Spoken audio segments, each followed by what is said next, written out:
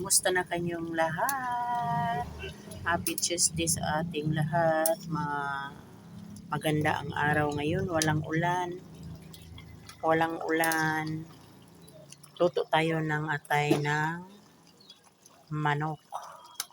Kung sinong gustong magkain dito, magpunta lang kayo. Ayan. Atay ng manok. Walang batikulon to po. Puro atay.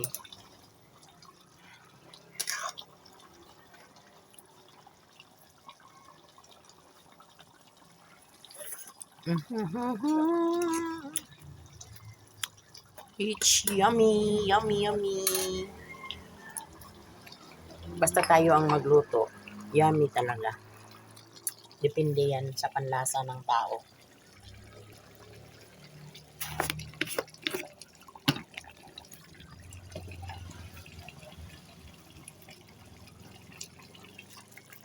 Lagyan natin na pangpalasa para lalong sumarap.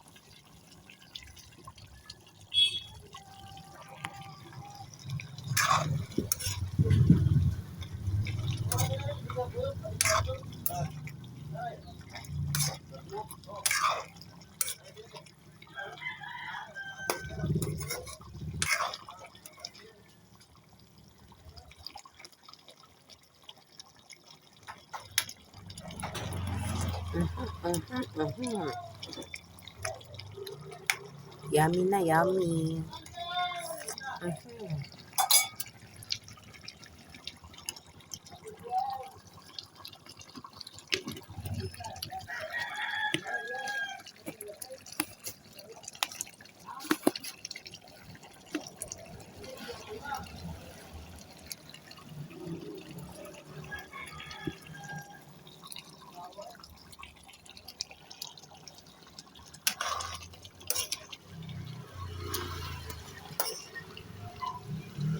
Nagke-crave kasi ako sa ganito. Matagal na akong hindi nakakain ito.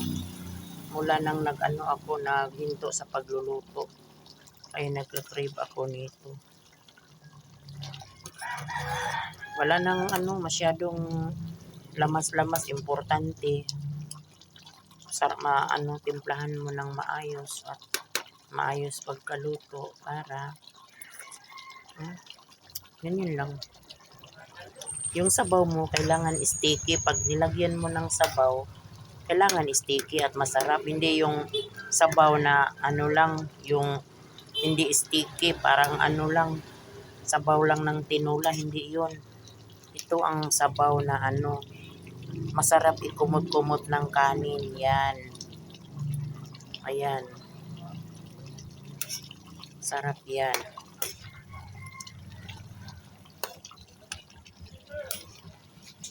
Paborito ito rin ng mga aso ko. Ito. Wake up na kayo. Yan.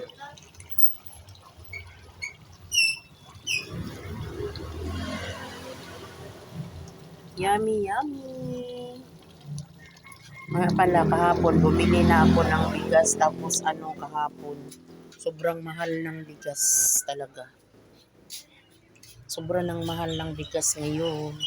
Ito ang feedback ng paninda ko. Maliit lang, pero okay lang.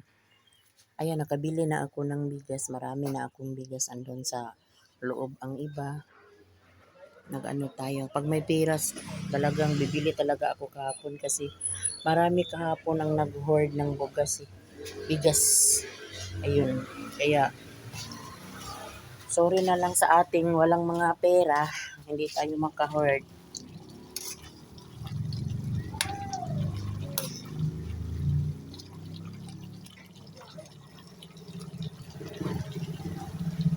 Thank you for watching and God bless. Please click and